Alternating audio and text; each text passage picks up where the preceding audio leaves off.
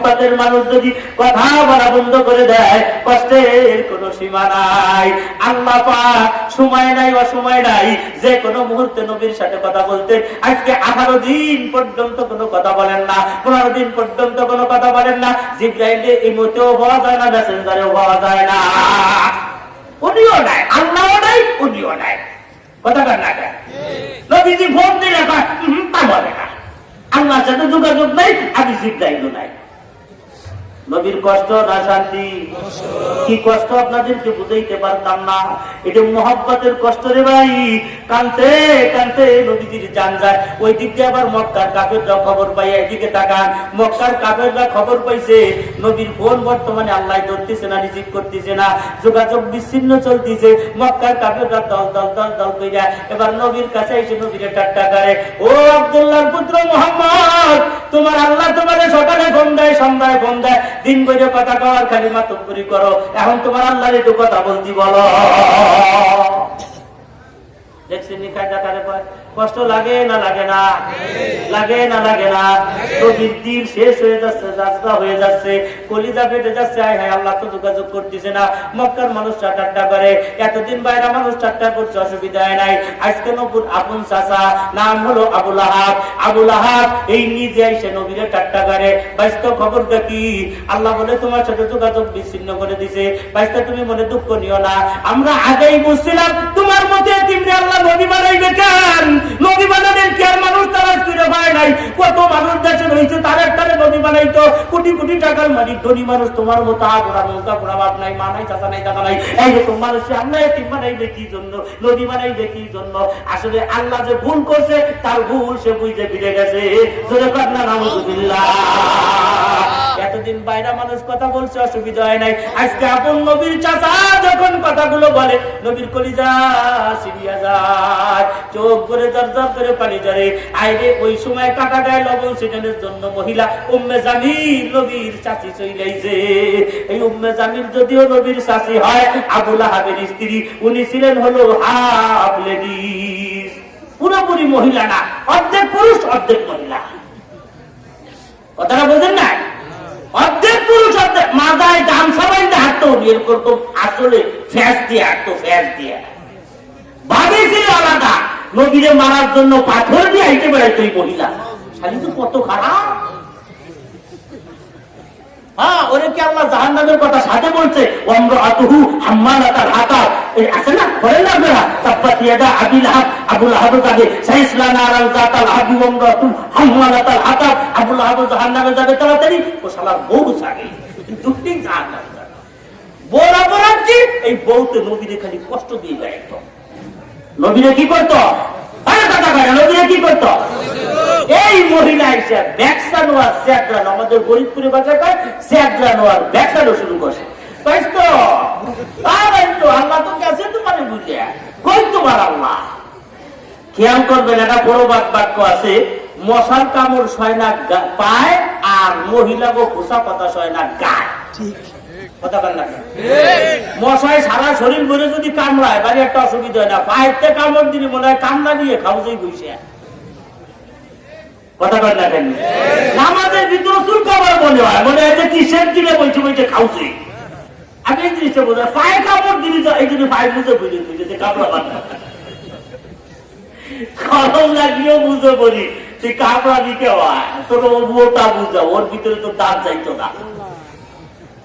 মশার কামড় সয় না পায়, আর মহিলা গো দেখবেন যারা বিভিন্ন জায়গায় কাজ করে, তারা কিন্তু মানুষের অনেক বেহা কথা, খোঁচা কথা শুনে। দোকানদাররা খদ্দেরের কত কথা শুনে, শোনে না? ভাই এই 1 নম্বর একটা মাছ দেন, ওটা বাইক করে দিছে, কাস্টমার দেয় এই ব্যবসা, এই 1 নম্বর, এই 1 নম্বর পায়। আসলে জিনিসটা 1 নম্বর। দোকানদারে খারাপ লাগে না? লাগে না, কিন্তু সহ্য করে, কিছু কয় না। কাস্টমার খদ্দের লোক কি যাওয়ায় কোক সারাদিন বেকারা পুরুষের সাথে মেয়েদের সাথে কত পদের বেহা কথা, তেরা কথা কয়, অসুবিধা হয় না। কিন্তু এই লোকটা ঘরে এসে বোর একটা বেকা কথা শুনতে পারে না, সহ্য করতে পারে না, আমলেই 1.5 তালাক গরু করে ছড়াইয়ে দেয়। কথা বলেন না কেন? এই জন্য মহিলাদের খোসা কথা। আর আমি একটা জিনিস তালাশ করে দেখছি, আল্লাহ ওই খোসা কথা দিয়েই মনে হয় বানাইছে। ওটা মাল মেকানিজের ভিতরে একটা দিয়ে আসলে খোসা পাতার বেহা পাতা। আপনি যে জিজ্ঞেবেন বাজারে কি আনা লাগছে, যদি সঠিকভাবে বলে মরিচ, তরকারি, মাছ, কত সুন্দর ভাষা। কে তুমি জানো না কি আনা লাগছে? কথা বল না সব সোজা ভাবে কথা ওরা বলতে পারে না। কথা বল না আমি গেলাম যাবনি, ওই বলবে যাও, নাইলে যাইও না, যাইতো না না যাইতো। কথা বলবেন আপনি খাবার আসেন, স্ত্রী বলবে আপনি খাবার আসেন, খাবার আসে না কে? আমাকে ফরিদপুরের ভাষায় বলতেছি আপনি খাবার আসেন, কত সুন্দর ভাষা। খাবার আসে না কে? অন্য বসে রয়েছে কে? সোজা কথা বলতে পারে না। আসেনি এই যে মহিলাদের ইন্টারন্যাশনাল খাসলা। আর একটা অভ্যাস আছে, মহিলারা ওয়াল ডিলেট করে দেয়। যুবক বোঝেনি ওয়াল ডিলেট কারে কয়? এক জাতায় সব কত, ওদের নাম ওয়াল ডিলেট। এক জাতায় মহিলারা সব ডিলেট করে দেয়। জীবনে তোমার বাড়ি একটু ভালো খাতি পারলাম না, ওয়াল ডিলেট। জীবনেও পারলাম না, ওয়াল ডিলেট একবারে সারা জীবন। 3-4 দিন আগে আসে চাইবো তো জন্মের গেলা গেল 7 কেজি গরু করতো রাইতে, ওদের কি বিশ্বাস কি ছিল? একদিনের কম পড়ায় সারা জীবন। জীবনেও ভালো একখান কাপড় সহি দেখলাম না। জীবন জীবন ধরে টান দেয়। কথা টান না দেয়। 3 নম্বরটা কি বলে তা জানে?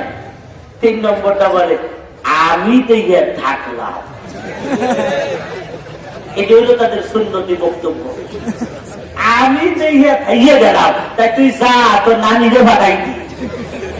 এই খায় না না নাই খায় তোর বিয়ের পরে তোর নানি তোমাকে বাড়িই ছাড়ে নাই। কথা ঠিক কিনা? মহিলা গোয়া আজকে চলতো না, তার ছিল মাদ্রাসা।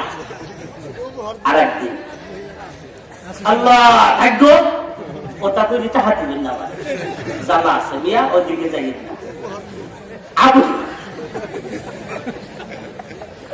আরেকদিন আবুল আহমের স্ত্রী উম্মে জামিল তার কথা শুনে নবীজি এখন বেশি কান্দা শুরু করছে। এত কিন্তু কন্ট্রোল ছিল, এখন কন্ট্রোল। ওই দিক দিয়ে সময়ও কিন্তু 15-18 দিন হয়ে গেছে, সহ্য হইতেছে না। নবীজি ডাইনি ভাই বাইরে দিতে পারে না মানুষের দ্বারা, যে যায় যাই থাকতে হবে। কি আল্লাহ বলে তোমার বুঝে গেছে? আপনি বুঝবেন কামাইয়া এলাকার যদি কেউ নেতা থাকে, সেই নেতা এমপির সাথে সম্পর্ক, সে যদি এমপি তারে বয়কট করে দেয়, ওই লোক মুখ দেখাইতে পারে না সমাজে। কথা ঠিক কিনা? সে বাইরে দিতে পারে না সমাজে। হায় হায় বাইরে ওই দেখে যে দিছে না এমপি সাহেব, দিছে না একটু বলে বলে না বলে না, এরকম ঘটনা ঘটে না বলে না। ওই লোকটা তো দুঃখে বাইরে দিতে পারে না বাড়িতে, কারণ সে ওই এমপি সাহেবের মাতুম করিতে তো মাতুম করি ফিরে বেড়াই, ওই জায়গার পাওয়ারই তো দরকার তারি করতে বেড়াইতো, ওখানে এই করতো ওখানে ওই করতো। এমন ওই জায়গা যোগাযোগ নাই। একেবারে মুসিবিলের মতো সাহিত্যহানের দক্ষিণ কোনায় যাইয়া মহিলার ভিতরে বৈশাখটা চা খেয়ে কোনাকুনি বাড়ি চলে। কথা ঠিক কিনা? আল্লাহ নবীর অবস্থা এই বাইরে দিতে পারে না কোন জায়গা, যেখানে যায় তাকে টাকা দিতে। কি আল্লাহ বলে তোমাকে ভুলে গেছে? আল্লাহ কষ্ট হয়নি আপনাদের 3 ঘন্টা? আল্লাহ জিবরাইল আলাইহিস সালাতু ওয়াস সালামকে বলেন, জিবরাইল তাড়াতাড়ি যাও লৌহে মাহফুজের ভিতরে, লৌহে মাহফুজ থেকে সূরা দোহারে কপি করো, আর আমার বন্ধুর নিকটে নিয়ে জমা দাও। আমার বন্ধুরে জানিয়ে দাও মক্কার মানুষরা তারে এতদিন পর্যন্ত যা বলেছে আমি তারে ভুলে গেছি, আমি তার সাথে যোগাযোগ করা বন্ধ করে দিয়েছি, আমি তারে ভুলে গেছি। আমার বন্ধুরে জানিয়ে দাও আমি কসম খেয়ে বললাম, ওয়াদুহা আমি দুহার কসম খাইলাম, দুহার ব্যাখ্যা দেওয়ার সময় নাই। ওয়াল্লাইল আমি রাত্রের কসম খাইলাম, আমি রাত্রের কসম খাইলাম, দুহার কসম খাইলাম, সকালের সূর্যাস্তের কসম খাইলাম, রাত্রের কসম খাইলাম। মা ওয়াদ্দাআকা রাব্বুকা ওয়া মা ক্বালা। ও নবীজি আপনার আল্লাহ আপনারে বলে না। সুবহানাল্লাহ। আপনার জোরে কইতেন নি মিয়া? নবী খুশি না বেজার? আল্লাহ কসম দুইটা মাইরে দিয়ে কয় নবী আমি আপনারে বলি দিলি। কসম দিয়ে আল্লাহর কসম দেওয়া লাগেনি। কসম দেয় কি জন্য? নবী দিল সান্ত্বনা করার জন্য, কথার গুরুত্ব বোঝানোর জন্য কসম দিয়ে পায় আমি বলি নাই আপনারে। নবীজি খুশি না বেজার? আল্লাহ থেকে নবী কষ্ট হয়েছে নি কয়দিন 11 দিন যে কথাবার্তা কইনি, ওহি তো হিদাজির করি নেই, আপনার কষ্ট হয়েছে নবীজি খাইতে দিয়ে আল্লাহ কোন কি আমি তো মুখই দেখাইতে পারিনি মাঝে গড়িতে দিতে পারি না। ওরা আমার বেশি কথা কয়, আমার শাসাও বেশি কথা কয়, আমার শাসি সেও বেশি কথা কয়। আমার খুব কষ্ট লাগছে। আল্লাহ পাক রব্বুল আলামিন বলেন নবীজি আপনার কষ্ট লাগছে, আপনার এই দুনিয়ার কষ্ট কার জন্য? আল্লাহর জন্য, দ্বীনের জন্য, ইসলামের জন্য। যেই কষ্টটা আপনি করছেন নবী গো আপনি মনে রাখেন ওয়ালাল আখিরাতু খায়রুল লাকা মিনাল উলা, এর বিনিময়ে আমি আল্লাহ আপনার আখিরাতের শ্রেষ্ঠ জায়গা দান করিয়া দিলাম, যা এই দুনিয়ার থেকে হাজার হাজার কোটি গুণ ভালো। সুবহানাল্লাহ। নবী খুশি না বেজার? খুশি। আওয়াজে বলেন খুশি। তাইলে এর পরের আয়াতগুলো বললো কেন? আলাম ইয়াজিদিকা ইয়াতীমান ফাআওয়া, এর পরের আয়াতগুলো কি জন্য? ওয়াজাদাকা দাল্লান ফাহাদা ওয়াজাদাকা আইলান ফাআগনা, এই পরের আয়াতগুলো কি জন্য বললো আল্লাহ? ওই নেতায়, যেই নেতার সাথে এমপির সম্পর্ক নাই, 3 মাস পরে হঠাৎ করে এমপি সাহেব ভুল বুঝতে পাইলে নেতারে ফোন দিয়ে দিছে আয় আমার কাছে। যাওয়ার পরে মাথায় হাত দিয়ে কয় আমি তোরে বলি নাই, যোগাযোগ করি নেই, তাতে কি হয়েছে বলি নাই, তুই চিন্তা করিস না। নেতাই তো খুব খুশি, আগামীকাল গরু জব করতাম 3টা, আমার নেতা আমারে বলে নাই। অমনেই নেতারে মাথায় হাত দিয়ে জিজ্ঞাসা করে 3টে বার যে যোগাযোগ ছিল না, সুবিধা না অসুবিধা, ভালো আছো না খারাপ আছো? নেতায় কয় আপনি কোন কি আমার অবস্থা আছে নি, সমাজে তো মুক্তি দেখাইতে পারি না, আর এই 3 মাসে কমপক্ষে 3 কোটি কামাই করতাম, তার কিছু নাই, উল্টো ভাইকে শুয়ে ঘরে বইরে খাইয়ে শুয়ে যাউলিয়া আমার অবস্থা বড় খারাপ। অমনি নেতা কয় ঠিক আছে 3 মাসে যেই লস প্রজেক্টে পড়েছো ওই লস প্রজেক্টের চাইতে বড় একটা কাম আমি তোমার জন্য বরাদ্দ করে দিলাম। দোহার থেকে নবাবগঞ্জ পর্যন্ত রাস্তায় 400 কোটি টাকা বাজেট, কামটা তোমারে দিয়ে দিবানি। ওখান থেকে 200 কোটি মাইনে ঠান্ডা হয়ে বসে দেখেন রাজি থাকলে এক যাবো। আপনি রাজি তো চাপছে, কিন্তু মনের ভিতরে একটু খটকা হওয়ার সময় তো ওই রুমি কয় দেয় না না দেয় তার খবর আছে কি? কথা কর না কেন? নেতারা তো এইরকমই কয়, এরকম কয় না দিবানি 400 কোটি দিয়ে দিবানি, তাই দেয় না না দেয় ভাইয়াই নয়। কিন্তু যেই বেচারা এমপি তার বুদ্ধি জ্ঞান আছে না নাই? ও তো চাইছিল নগদ কিছু নেওয়ার জন্য, ও তো বাহিরে চাই নাই। ঠিক পাইছে, ঠিক পেয়ে নেতার দিকে চোখ রাখ গাইয়া কয় কি ঘটনা? 400 কোটির বাজেট দিতে চাইলাম, বিশ্বাস হয় না। এই তুই দি ল্যাংটা পাইছিলি, সেটা স্যান্ডেল পাইতে দোহার বাজার দেখতে আমি তোর নেতা বানাইছি, আমি তোর তারা দোকানের ব্যবস্থা করে দিছি, মেম্বার হওয়ার যোগ্যতা ছিল না, আমি কাউন্সিলর বানাই দিছি। কথা ঠিক কিনা? এই যে নেতার প্রতি এমপির অবদান গুলোর কথা মনে করাই দিলে নেতার এমপির প্রতি মোহাব্বত আরো বাইরে যাবে। কথা বলেন না কেন? আল্লাহ পাক কয় বন্ধু আপনারে আমি পরকালের জান্নাত দিয়ে দিব। অবদানটার কথা স্মরণ করাইয়া নবীর দিলে আল্লাহর মোহাব্বত আরো বাড়ায়। আল্লাহ কয় আলাম ইয়াজিদিকা ইয়াতীমান ফাআওয়া, আরে আপনি টেনশন করেন কেন? আপনারে কি এতিম অবস্থায় আমি পাই নাই? জন্মের আগে আপনার বাপ মারা গেল, আর 6 বছর বয়স হইল, মার গলা ধরে বায়না করলেন আম্মি আমি কিন্তু আব্বার কবরটা দেখতে যাবই যাব। আম্মা কয় বাজান যাওয়ার মতো কায়দা নাই, কেমনে যাইবো? আমাদের সাথে কোনো পুরুষ মানুষ নাই, যাবো কেমনে? খরচ নাই, পথ খরচ। উম্মে আইমান দাসিনের সাথে নিয়ে বাবার কবর জিয়ারত করতে গিয়া নবীজি যখন ফেরত আসলেন পাহাড়ের মাঝখানে, আল্লাহ আজরাইলকে ডাক দিয়ে বলে আজরাইল নবীর মাকে ওখান থেকে বিদায় করে দাও, আর ফেরত দিও না। আজরাইল ডাক দিয়ে আল্লাহ আপনার হুকুম সিও দরজার অপেক্ষা হবে না, কিন্তু আমার দিলের ভিতরে বড় মায়া লাগে।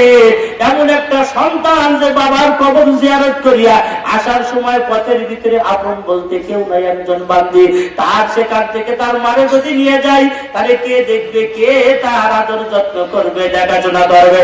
আল্লাহ তাই তুমি কাম চালিয়ে দাও। আজরাইল মার জানটা নিয়ে গেল। উম্মে আইমান কিতাবের ভিতরে লাগে নবীজির মার গলাটা বুকের ভিতরে জড়াই ধরে মা মা বলে এমন ভাবে চিৎকার পাড়তেছিল আর কাঁদতেছিল। উম্মে আইমান বলে ওই রকম কষ্ট আমার পৃথিবীর জিন্দেগিতে আর কোনোদিন লাগে নাই। আল্লাহর পয়গম্বর নিজে উম্মে ঈমান দুইজনে পাহাড়ের ইটে মাটিগুলো ভাগ করিয়া কোন মতে সেখানে তার মারে দাফন করিয়া বাড়ির ভিতরে এসে দৌড়িয়ে কার কাছে যাবে? যেই লোকটার বাবা নাই, যেই লোকটার মা নাই, আলাম ইয়াজিদিকা ইয়াতীমান ফাআওয়া, দৌড়িয়ে গেছে দাদার কাছে।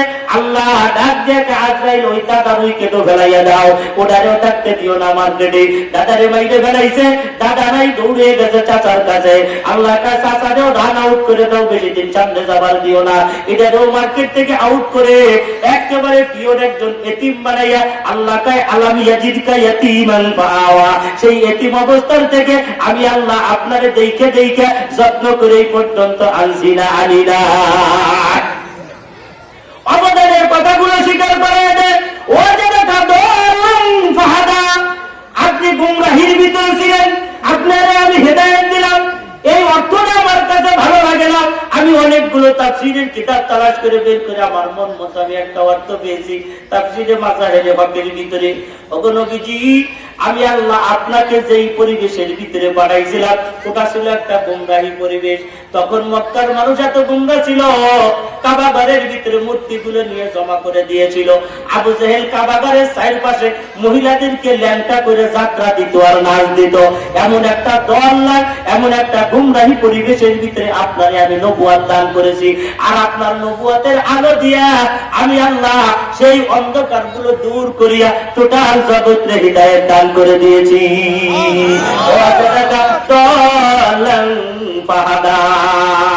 তাফসীরে ইবনে কাসীরের ভিতরে এই সম্পর্কে একটা ঘটনা লেখে। আপনি পথ হারাই গেছিলেন, আপনারে আমি পথ দেখাইছি। ওইখানে গেছে আল্লাহর পয়গম্বরের বয়স তখন ছোট, একেবারে শিশু বয়স। মক্কার বাজারের ভিতরে যে নবীজি হারায় গেলেন। বাচ্চারা যখন বাজারের ভিতরে যে হারায় যায়, কোন মানুষ যদি জিজ্ঞাসা করি মনে তোর নাম কি, বাড়ি কোথায়, তখন দেখবেন নামও বলতে পারে না, বাড়িও বলতে পারে না, চিৎকার পারে আর কাঁদে। আল্লাহর পয়গম্বর ওইভাবে কান্নাকাটি করতেছিলেন। আল্লাহ পাক জিবরাইল আমিনকে বলেন, জিবরাইল দৌড় দিয়ে যাও, আমার বন্ধু মক্কার বাজারের ভিতরে কান্দে, আমার বন্ধুরে তাড়াতাড়ি হাত ধরে তার বাড়ি পর্যন্ত পৌঁছে দাও। অজাদাকা দলান ফাহাদা, আপনি হারায় গিয়েছিলেন, আমি আল্লাহ আপনার বাড়ি পর্যন্ত পৌঁছে দিয়েছি।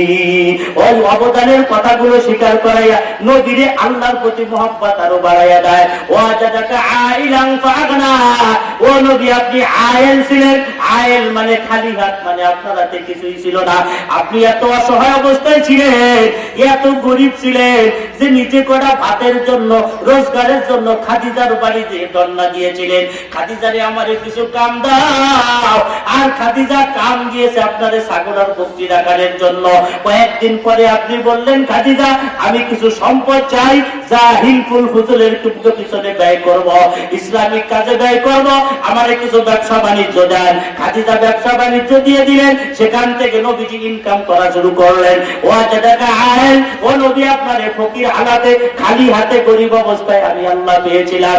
আপনার দুর্দিন কেমন গিয়েছিল? একদিন, দুই দিন, 3 দিন নয়, 3 দিন পর্যন্ত টানা আপনার ঘরের চুলার ভিতরে কোনো সময় আগুন জ্বলে না। আল্লাহ পাক বলেন, নবী আপনার ঘরে 3 দিন পর্যন্ত আগুন জ্বলে নাই। অসংখ্য হাদিস আছে, যে হাদিসের ভিতরে নবীজি কারো বাড়ি দাওয়াতে দিয়েছেন, নিজে খানা শুরু করার আগে রুটির উপরে কিছু গোশত দিয়ে মুড়াইয়া বলছে, আমার ঘরওয়ালাদেরকে দিয়ে এসো, আমার ঘরওয়ালারা ক্ষুধার্ত, তারা খায় না, তুমি সেখানে গিয়ে দিয়ে এসো। আল্লাহ পাক রব্বুল আলামিন বলেন, ওয়াজাদাকা আইলান ফাগনা, নবীজি আপনারে আমি আয়েল অবস্থায় পাইলাম, গরিব অবস্থায় পাইলাম। নবীজি আপনি কেমন গরিব ছিলেন দেখেন, এদিকে তাকান। আমাদের সমাজে যদি কোনো মানুষ গরিবের থেকে ধনী হয়ে যায়, এরকম মানুষ আছে?